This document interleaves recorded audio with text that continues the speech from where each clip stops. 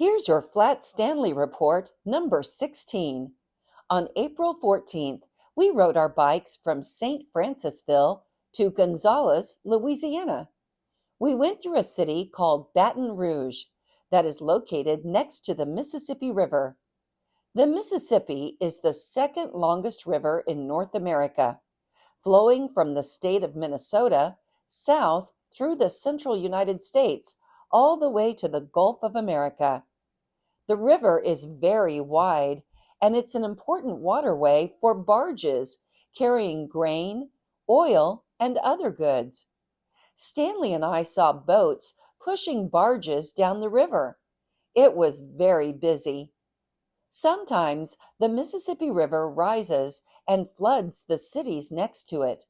So people made a big tall hill between the river and the city called a levee, and it can help hold back the water from the river.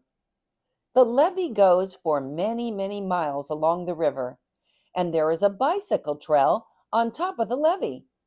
We rode on top of the levee, and it was a great ride for us because we could see the river on one side and the towns or fields on the other side. After riding on the levee, we got to a very industrial part of Baton Rouge with oil refineries.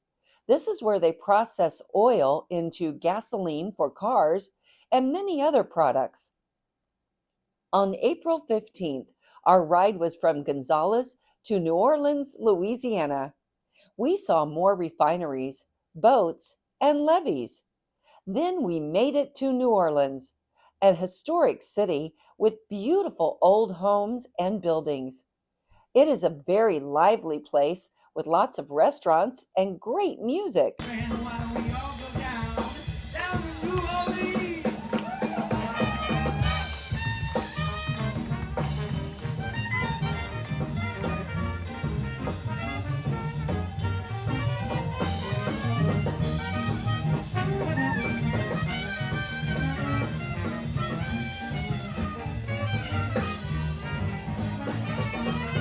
It is where the Mississippi River ends, and we saw old-fashioned paddle wheel boats on the river.